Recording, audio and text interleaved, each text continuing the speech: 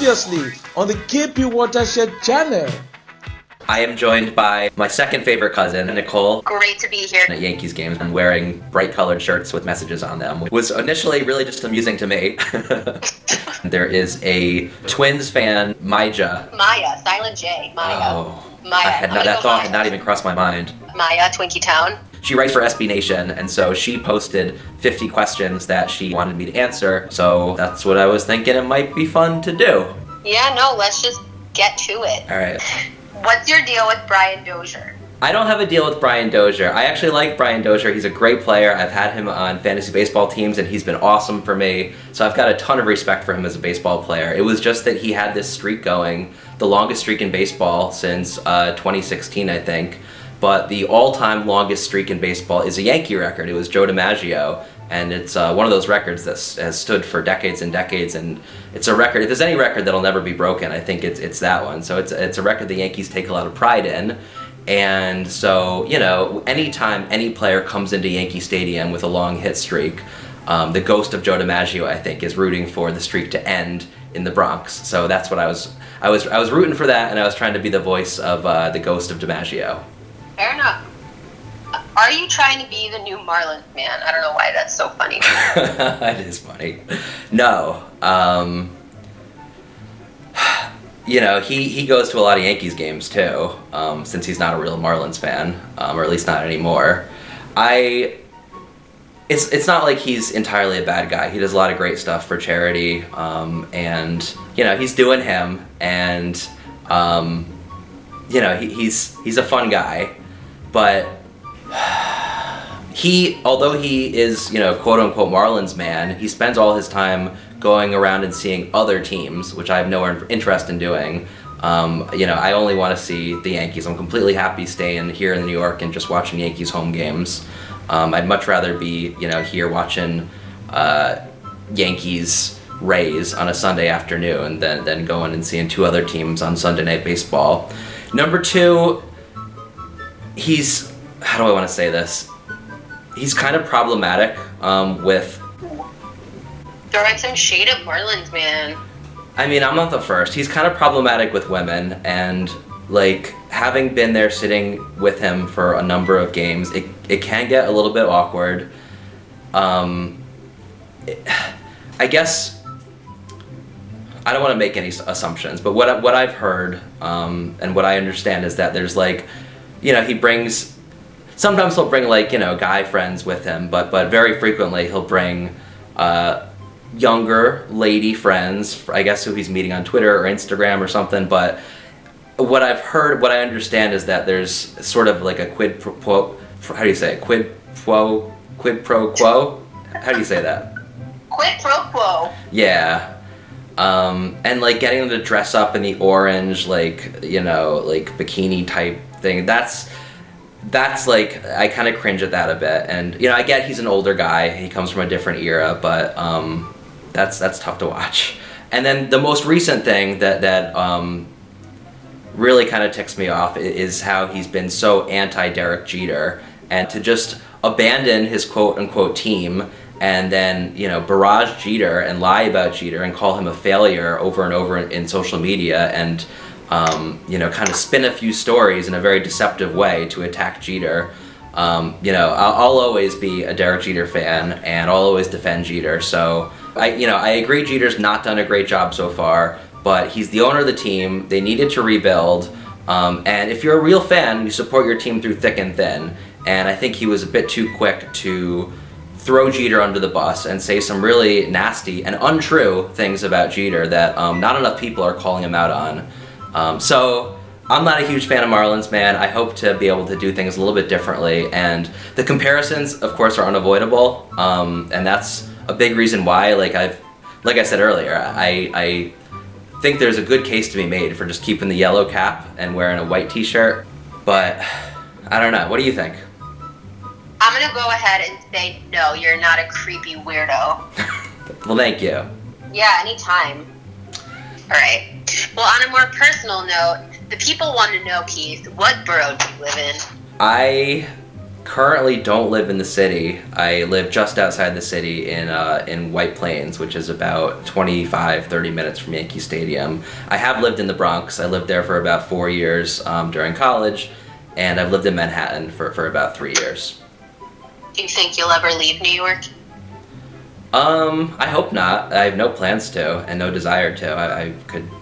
I've always kind of seen myself live my whole life in New York, and I'd like to get back to the city at some point. I live in White Plains because my job is here, and it's a great commute, but I'd like to get back to the city at some point for sure. Here's something that I feel I know the answer to, but another thing that you should maybe consider exploring. Do you make shirts for other occasions in your life?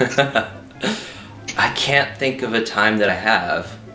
Do you have any ideas? I mean, your bar mitzvah probably had some cool shirts involved. That was mostly hats. Yeah, no, I guess not. You know, I am guilty of, like, you know how, like, on Instagram you get those constant ads where it, like, makes up custom shirts that, like, you would like? Like, you might like this Harry Potter shirt. I am guilty of buying a ton of those.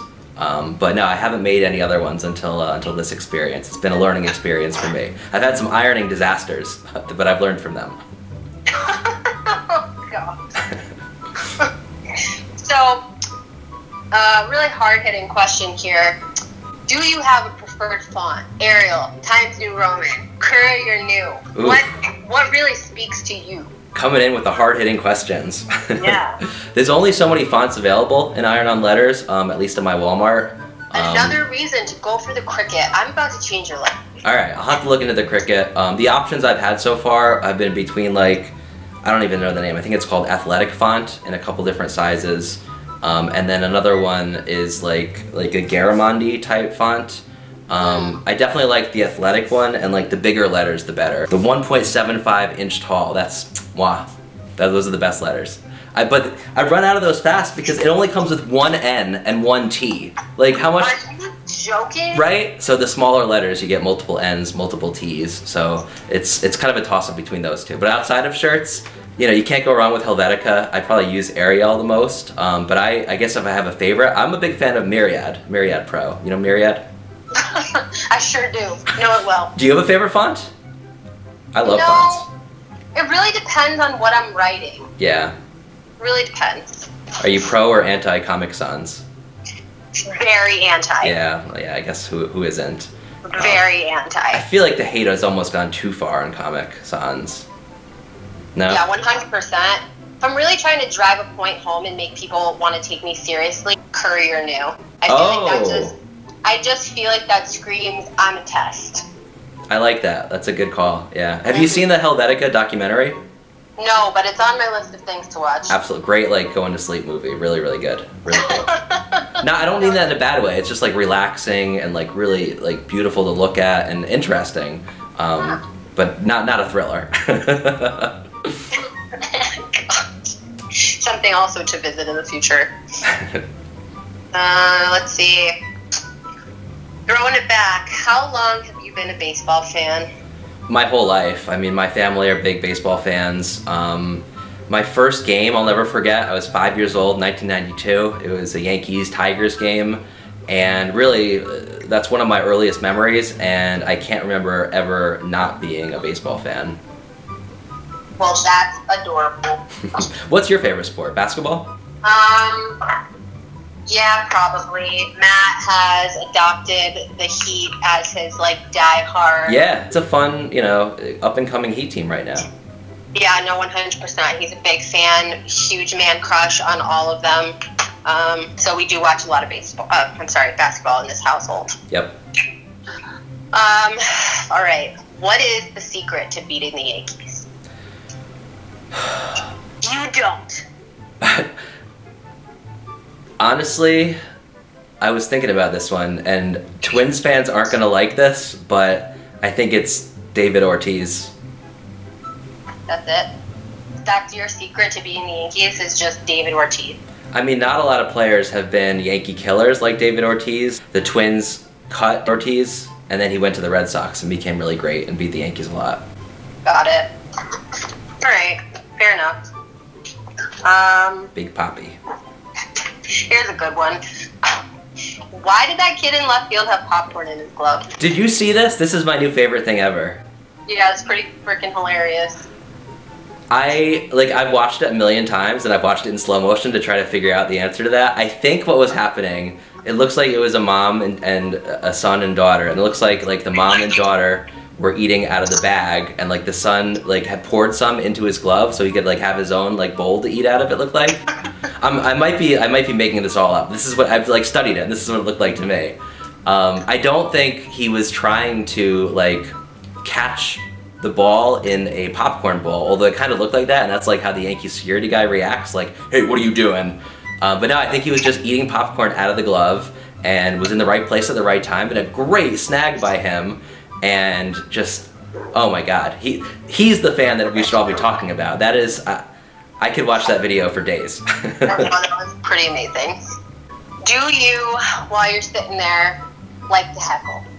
Of course, yeah. It's there's a lot of amazing fun things about being at a baseball game, but heckling is near the top of the list. That's pretty awesome. And there's an art to it, because you want to do it in a way that's gets on the play, kind of irritates the players or kind of gets in their head, but is also not profanity and not gonna get people to be upset and covering in their kids' ears, and kind of creative, and it's nice to think of something that people haven't heard before and get them chuckling. So yeah, what's not to like? And I know TwinkieTown is a big fan of heckling and an all-time heckler. So maybe I can learn a thing or two from her. Does anyone ever get really mad at you? Not the Twins fans were in great spirits. We were all laughing with each other and having a good time. But yeah, when there's Red Sox fans in town, when there's the Subway Series, Mets, Yankees, yeah, you get some back and forth. But it's I think it's all in fun. A Yankee Stadium. It's there's a lot of diehard baseball fans who get very passionate, but it's rare for it to get violent like you see in Philadelphia or sometimes in Boston. Well, that's heartwarming. Yeah, it is. Have you ever used your old shirts as rags to clean the floor?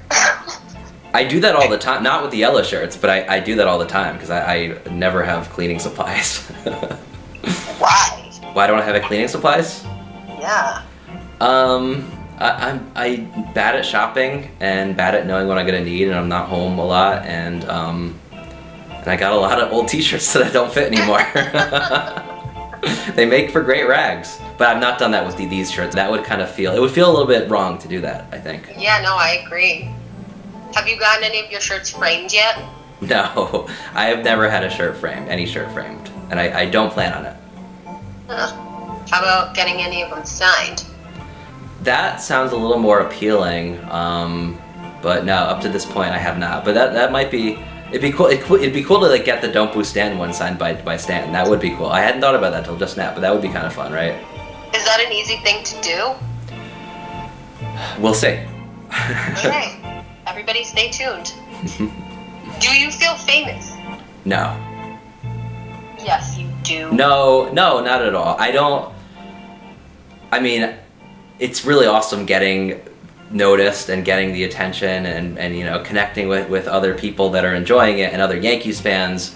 But I don't think you're famous just from wearing a bright shirt that people recognize. I think people who are famous are, the Yankees players are famous because they're doing something they've worked their whole life to do, and they're the best in the world at it. And I think that's fame. I think there's a difference between that and just kind of having your moment. Yeah, capturing the zeitgeist and kind of being quirky in a way that catches people's eyes. And I don't know, I've been looking for different ways to do that since starting a YouTube channel a few years ago. But people ask all the time about YouTubers. Are they famous, or is it YouTube famous? And I guess that's a tough thing to define. But no, I would not. I don't feel famous. I feel the same as I've ever felt, and it's the attention has been weird and surreal, and a lot of fun. And I'm excited and happy to keep it going. But no, I don't feel any different from any other time in the past. Has anyone in the stadium approached you about the I think, by the way, your sister, like, even after this week, she's got, like, 10 times as many Instagram followers as me. Which one, Sammy? Yeah. Yeah, I know. She's just too cool for anybody. Yeah, so, I mean, is she famous? I don't know. Like, I don't even like saying that, because it's, like, more famous. It's not, like, it's not a binary thing, you know? It's not like, there's not, like, a scale of fame. There's different, especially, like, today, when everything is so niche, and, you know, everybody can seek out their own, you know, kind of communities on the internet. You know, I feel like I'm more connected to the Yankees community and, like, know a lot more people this season than I did last season. But that's different from famous. I think that's just more like, you know, kind of becoming more of a part of a community, you know? nice. This is beautiful. I know, right? I'm getting choked up. Oh crap, the camera just ran out of tape 10 minutes ago. No! No, I'm kidding, it's still going. Oh, wow. That just got emotional. I just got really upset. Has anyone in the stadium approached you by your shirts? And if they do, what do they say? That it only happened once or twice last year. It's been happening a lot now this past week. Some people have asked where they can buy them, so there's more justification for your proposal to start a business. People want to take pictures. A lot of people have been supportive of Don't Boo Stanton, which is really great. Some people have been supportive of Put A-Rod in Monument Park, which is great to hear too. And I think, you know, people have been really positive and friendly and supportive, and just seem to get a kick out of it, get a laugh out of it, which is encouraging. I expected more people would, like, if it was someone else doing it and me watching, I kind of think I might feel a little bit like, oh my god, that guy is obnoxious. Like, why is he trying to wear this bright shirt and, like, you know, get all the attention on him? So there are definitely people like that too, and I totally get it. You know, I feel like most people are nicer than me maybe, and you know, assume positive intent more than me. But it's, at the end of the day, I do it because it amuses me, and I have fun doing it, and I think, you know, it's cool when people see that and have the same response. That is just, this is just so touching.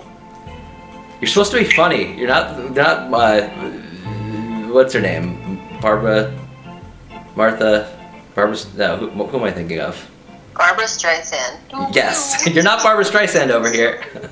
I mean, you're giving me very emotional answers. What do you want me to say? Who's the woman that does, is it 60 Minutes? No, Sawyer? Barbara Diane Walters. Sawyer. Diane Sawyer. I was combining Diane Sawyer with Martha Stewart.